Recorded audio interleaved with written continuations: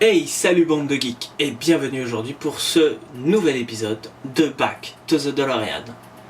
Aujourd'hui je suis content, j'ai reçu mon premier colis de chez Eglamos.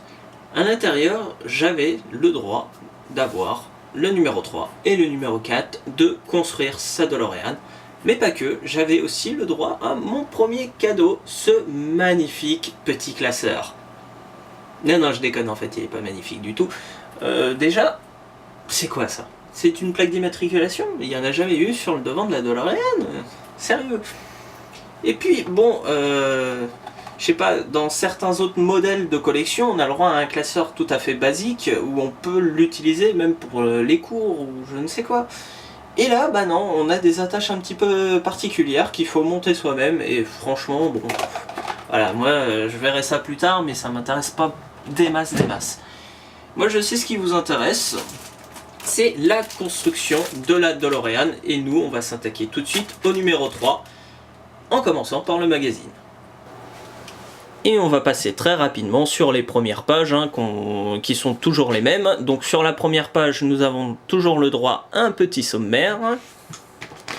Sur la deuxième page, la notice de montage avec un petit dossier juste ici nous parlant des traces de pneus enflammés laissées derrière la DeLorean quand elle part dans le passé ou le futur. Sur la troisième page, nous avons un petit dossier s'intitulant « La réalité parallèle », nous expliquant l'écriture du script et tout ce qui aurait pu exister à la place du scénario que l'on a eu à cette époque. Sur la quatrième page, nous avons un petit dossier sur la touche Spielberg, donc il nous explique ce qu'il a pu apporter au film. Sur la cinquième page, nous avons le droit à quelques petites esquisses de la DeLorean juste ici, ici et ici.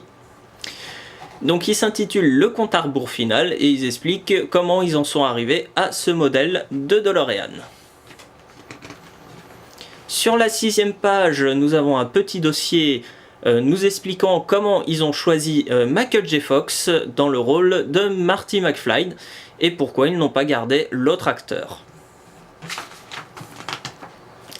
Sur les deux dernières pages, nous avons donc le droit à un petit dossier sur le docteur Emmett Brandt, alias le Doc, alias Christopher Lloyd, l'acteur qui joue le docteur.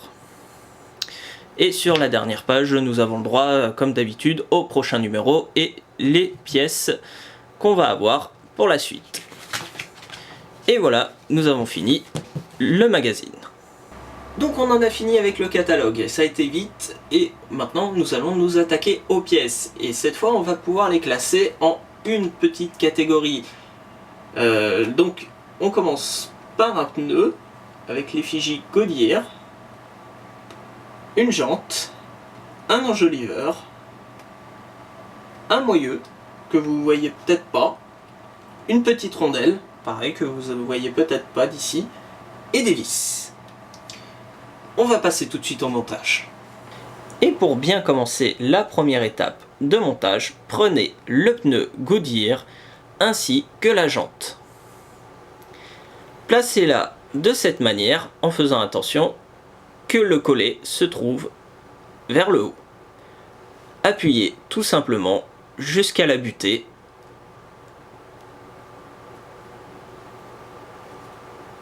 Et voilà à quoi devrait ressembler votre pièce une fois montée.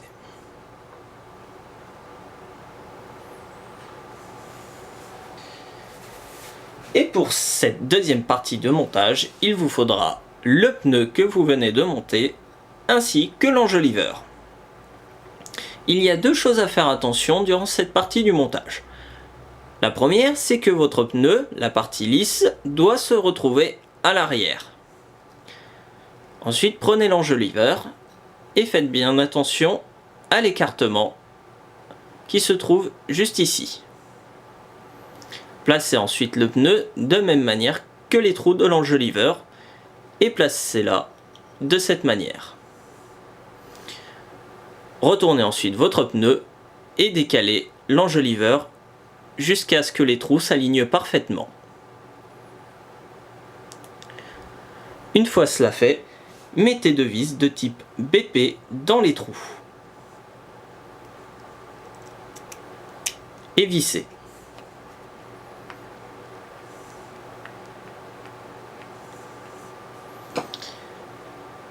Placez ensuite une seconde vis.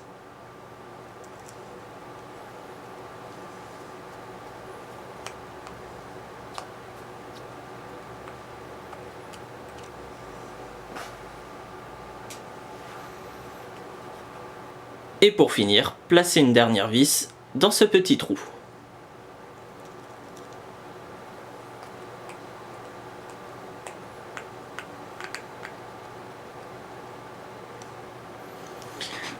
Voilà à quoi devrait ressembler votre montage.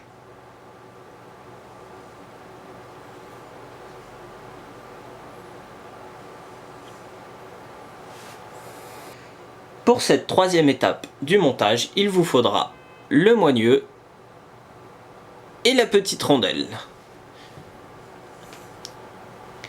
Il vous faudra aussi la pièce que vous venez de terminer.